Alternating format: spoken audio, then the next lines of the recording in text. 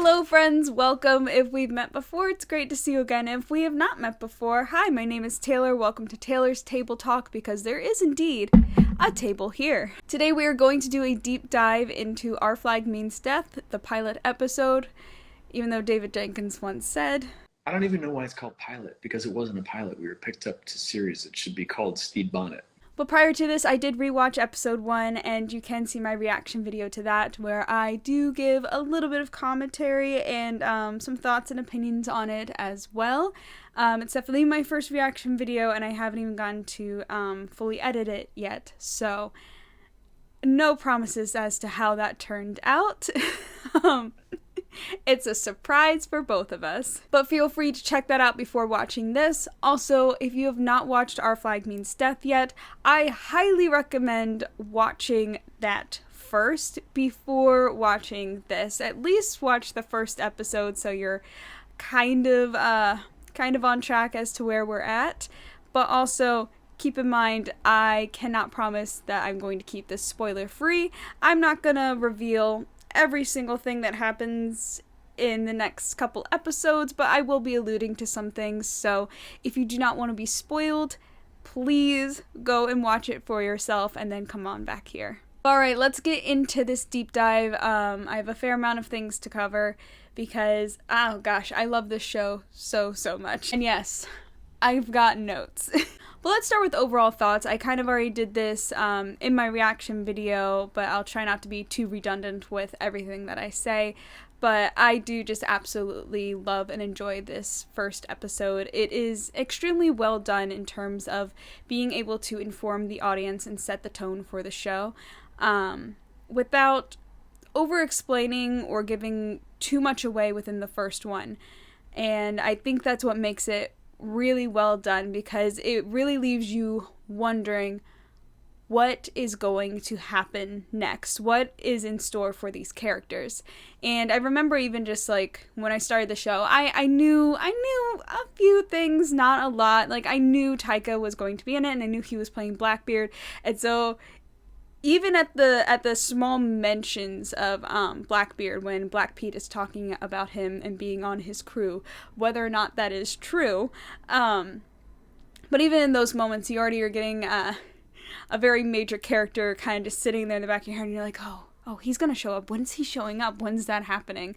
And so the anticipation is definitely slowly built into just becoming curiouser and curiouser as to what is going to happen next, what is going to bring our character, our captain here, Stede Bonnet, into meeting the legendary Blackbeard. Let's talk about the opening, because I think just from the very start, the audience is immediately set up with learning what exactly this show is going to be. Quite literally just with having the title card going, that is 1717, and then we kind of get our Stede Bonnet's moment before.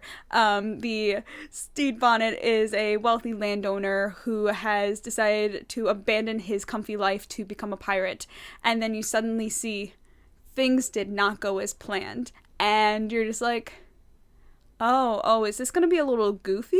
This might be a little silly. And then while we have that title card fading into us seeing a pirate ship on the open ocean, and we hear this lighthearted tune starting to play, it's kind of almost cheerful, and then suddenly you hear the lyrics, and you start to listen to the lyrics, and you're like, oh, wait a minute, this isn't really like a cheerful song. We're talking about how like a pirate's life is short but nice, and how like you won't live long, and it's almost like a dichotomy in that way of how the lyrics don't really match the actual tune of the song.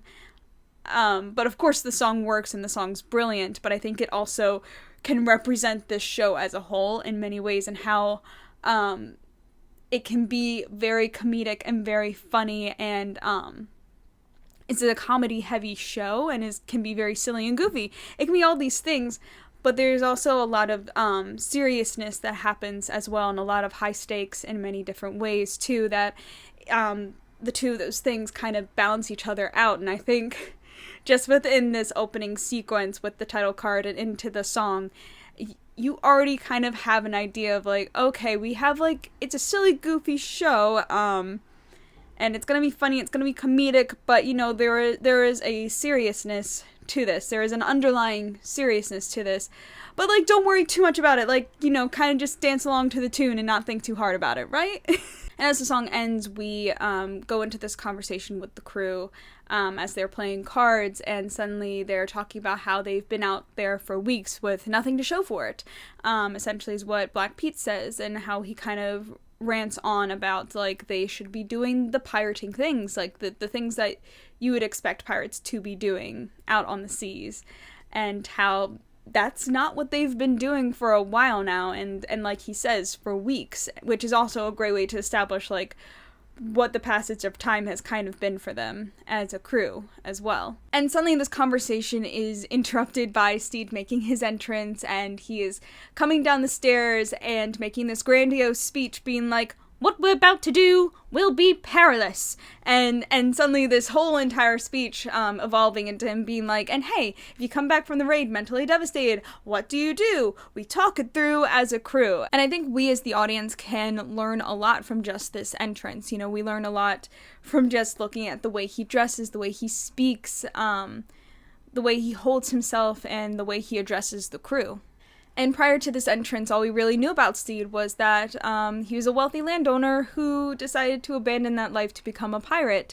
And suddenly we see him now, and he is still dressed as someone of higher class, and it doesn't seem that he has abandoned that specific part of his life, even though, to just quickly talk about the fact that it's a great small detail that you'll notice throughout the show is how it looks like Steed has had clothing altered to fit him a certain way and to fit him differently compared to how he dressed differently in his past, and how the clothing was not as form-fitting, and it was kind of just more of how men were expected to dress at this time compared to how he dresses as the captain. He seems to dress a bit more in a way that makes him more comfortable, and in a more Steed-like manner, I think is the best way to put it. So when we see Steed, we automatically already kind of look at him and go, well, he's not exactly what I would expect a pirate captain to look like, especially when we look back at all the pirate movies and knowledge of what we've kind of been fed for what pirate captains should look like, but he's really not this, the general ideation of what a pirate captain is, nor is the way he talks to the crew and addresses the crew, in that same manner of him basically, like, telling them, like, hey, you know, if you're struggling a little bit, or if the mental health is, like, you know, just kind of not so great, let's talk about it. Like, having almost like this, trying to have this heart-to-heart moment with the crew, being like, you know, I'm here to talk with you, and we should be able to talk with each other and talk about these things. Even though Steed Bonnet cannot follow his own advice to save his life. But that's a story for another time. Meanwhile, as the speech is happening, we are also seeing the crew's reaction to Steed's speech, and seeing how they are not the most responsive and are very, for the most part, dismissive to what he has to say and how he is captaining them. And I think that is something we see all throughout this first episode, and all throughout, I think, you know, a lot of the first episodes is their general response to Steed captaining them, and it's not meeting their general expectations as to what they think a pirate captain should be. And not to go, like, too far into future episodes, but it is, I think, a beautiful thing that happens later on, is just seeing that development and growth with the crew, and the growing respect that they do have for him. Now, throughout this first episode, we do learn a lot about Steed. We get to see a lot about his past, with both his father and also with the kids that bullied him, with we briefly see his relationship with Mary and his children as well. And we also start to see how Steed interacts with certain crew members on the ship, Lucius being one of them, who is by his side a lot of the time, because he doesn't really have much of a choice in the matter. He's the scribe, and he is meant to be taking note and jotting down a lot of the things that are happening primarily in Steed's life and time as a captain. And we also see Steed and Buttons and their interactions with each other, because I think they have a very interesting dynamic between the two of them, because I think Buttons respects him in terms of he respects Steed in the fact that he's like, he's the captain. He is my captain. I am to respect him. I'm to have this respect to him. And he is honest with Steed and being like, yeah, they're gonna mutiny. And this is why. I'm gonna be very honest with you. I still respect you enough to tell you this, but like, this is why they want to mutiny. Meanwhile, we have Steed, Oluwande, and Jim and how they interact with each other, and I think there's a certain amount of trust that Steed has with them, even though he's kind of like, yeah, no, it's been a minute since, you know, I've fought anyone. I need a refresher, and I think it's him not wanting to admit, of course, that he's never really been violent or fought anyone or killed or harmed anyone before in the past, but he does have this respect in terms of like, I trust you guys to teach me how to get around this and how to look at least somewhat decent and look like I know what I'm doing. And I think they also have just a really wonderful moment when they're sitting on the couch there and Oluwande is talking to Steed, and while Steed is not processing at all, like, it goes right over his head, but I just love what Oluwande tells him in terms of like, you know, we're not doing this because it's fun or because like we really want to. We're doing this because we have to, because we don't have another choice in this situation. And it does go right over Steed's head, but it really is, I think, a great moment. And I hope someday Steed starts to maybe realize just a little bit. Also, in talking about Oluwande and Jim, we learn quickly that they have an established relationship, that they've known each other before joining this crew. And that they have some sort of past and history that they've gone through together that has brought them here. And in the first time watching, of course, you don't know exactly what is going on between the two of them or why they're there. You already have this idea of like, okay, so these two they're kind of working together. They're kind of the ones that like already know each other, already have a good repertoire with each other. Whereas with the rest of the crew, we don't really see this same sort of repertoire with each other. They are still very new to each other in that way, and so that changes the different dynamics between all of them, especially when you can compare it to two characters that have already known each other. So what have we established in this first episode? We learned a lot about Steed, and we've learned about his past and how he's grown up with his relationship with his father, and seemingly I think you can easily interpret how Steed's father has probably always been greatly disappointed in Steed, and Steed never being the quote-unquote man and expectations of what a man should be for that time, and them having that conversation where young Steed says that he is fortunate to be growing up as he is, and with the wealth around him, and his father saying, you're not fortunate, you just got lucky, and that's all you are, and then following along with saying some really harsh things and calling him some really harsh things along with that, and sort of already putting this idea into his very young mind that he has never earned anything, and that he will never almost that he will never exceed anything besides what he's inherited.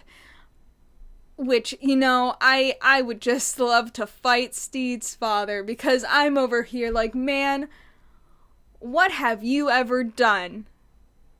'Cause this sounds pretty hypocritical to me. And as we continue to learn more about Steed's past, we learn about his childhood bullies, and how one of them is Nigel Badminton, who then ends up reappearing in Steed's life now as he is this pirate captain, and Nigel is part of the British Navy, and how Nigel is still the same old bully that he was when they were kids. During this time of Steed and Nigel discussing, and Nigel just continuing to bully Steed, we see some more glimpses into more of Steed's adult life with with Mary and the kids, and his life prior to becoming a pirate, and just how miserable his life seemed to be during that time. And so as this conversation with Steed and Nigel continue on, and meanwhile, the chaos breaking out back in, like, the dining room as well, as the crew starts to attack the British Navy, which, like, good for them. We do watch as Steed goes through this very conflicting moment of almost kind of fighting his past demons, which would be kind of like the ghost of his father almost, like, whispering in his ear, like, you know, you're pathetic, and you know, hearing kind of like the playback sounds of Nigel calling him Baby Bonnet and all these things, and him finally, like, making this decision, this very split decision to, if you were to look at it as, like, fight, flight, or freeze, he decides to kind of fight in that moment. And while he doesn't really mean to, his action does have consequences, and that does lead into the death of Nigel. Meanwhile, what we established throughout this episode with the crew is a lot of their dynamics, but also I think by the end of this episode, we do see as a lot of them gain a certain amount of respect for Steed, even if it's just, like, a little bit after what happens with Nigel. And even though Steed's lying to the crew, they don't know that, at least for the majority of them.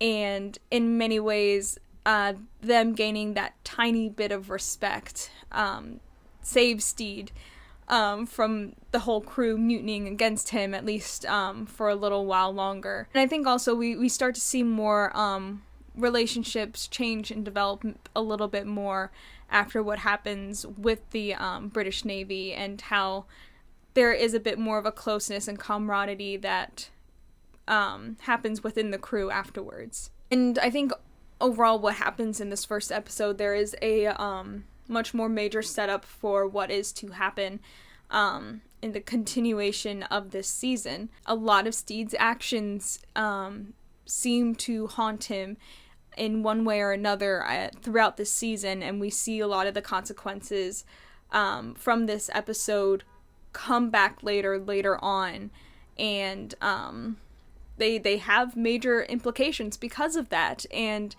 I said this in my reaction video, but you don't really realize that when you're first watching it, and you don't really realize what the domino effect will be until you really see it happen, and then you kind of finally look back at it all, and you're like, oh, yeah, no, this is where a lot of it is started. Because if this one instance with the Navy had not happened, with Nigel and with the two other British officers getting kidnapped as well, without that aspect happening, the rest of the show would not happen either. The rest of the plot, I don't think, would have been there.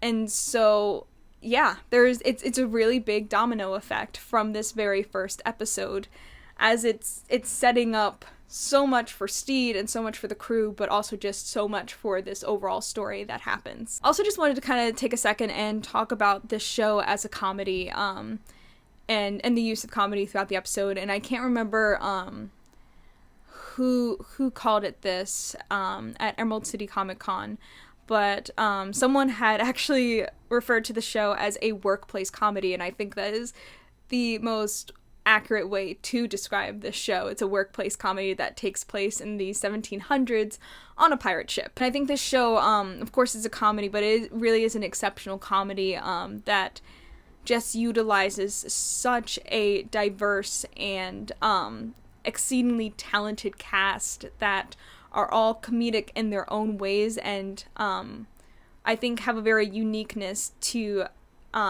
each of themselves and each of their acting styles and choices, and their own way that they have their own comedic presence because of that.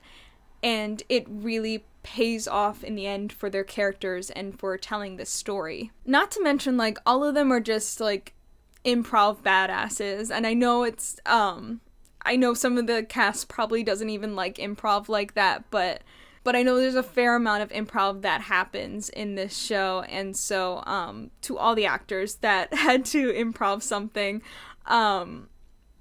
in this show, they've just done an exceeding job. Even just thinking of some of the improvised things that happened in this episode, I know Nathan improvised the little wooden boy voice, Christian Nairn improvised the part about Wee John making dresses for his mother, and it's just the small things about that where, one, I just love having this knowledge, but also it's those small things that just having these wonderful and lovely actors being able to bring to their characters and how that really brings those characters to life. But I think on this topic of comedy, while the show does just an excellent job of having these great comedic moments, there is also, I think, great moments that are written in where specifically like when the British Navy comes in and we have Nigel and we have these characters who are suddenly trying to make these jokes that are obviously not funny and are obviously not meant for us to be laughing at,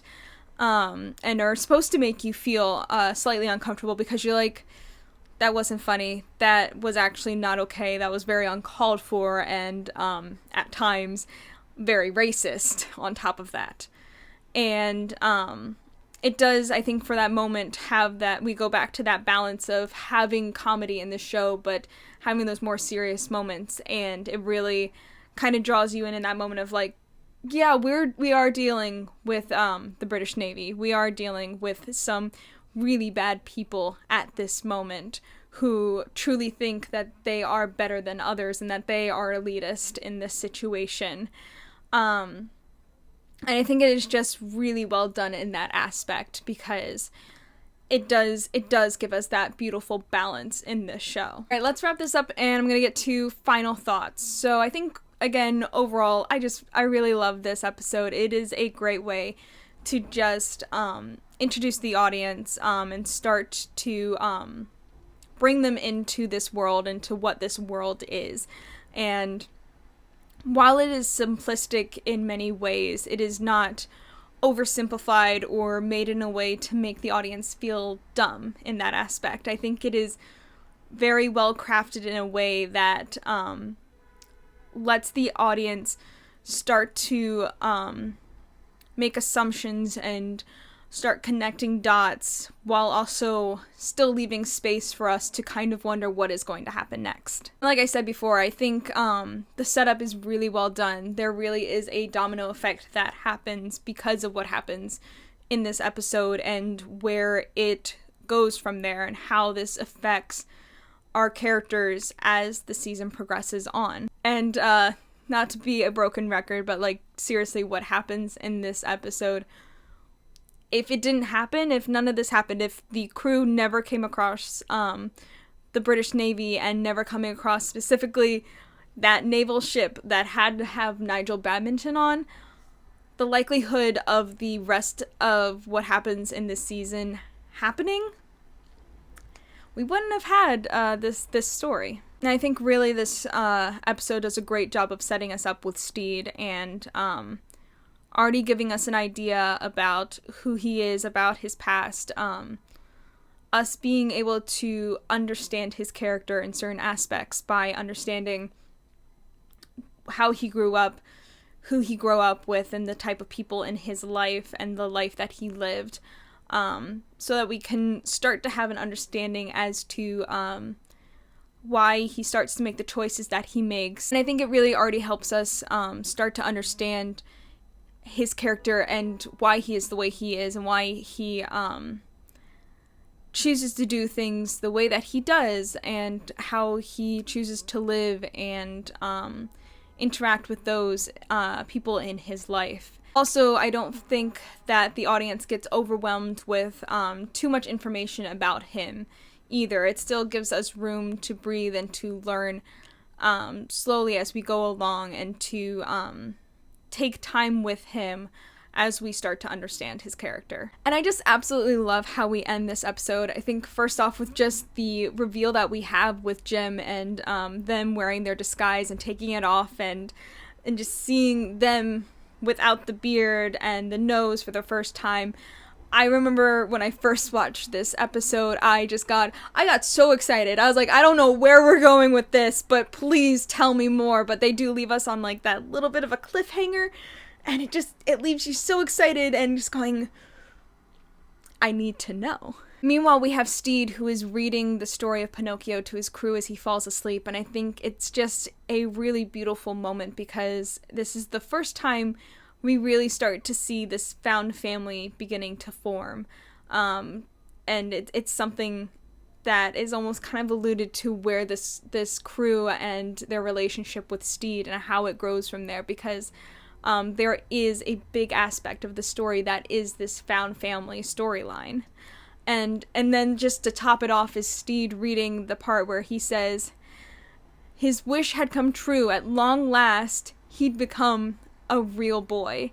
And I just remember after finishing the show for the first time and finally going back and rewatching it, I got really emotional at that point because there was a very big connection I had and realization and realizing that this really is what Steed's character arc throughout this season is that he really is going from this very puppet-like life that he's once lived and starting to really find himself and to find almost like his human self and his real self.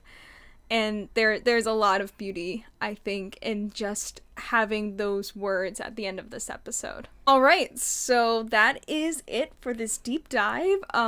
This was a lot of fun. I think, as you can probably tell, I have a lot to say about this show. I always do, and I'm very grateful to now just have this opportunity to where I feel like I'm almost just info dumping all of this knowledge. And so, of course, thank you so much. If you sat through all of this, I hope you found it entertaining, informative, maybe, I don't know. And of course, don't forget to subscribe and hit the notification button if you would like to, and you can also follow me on my other social media accounts as well. I don't think there's anything else to add, so with that, I will just end it here and say goodbye. I have no idea how long I've been talking, but I feel like I've been talking for a really long time.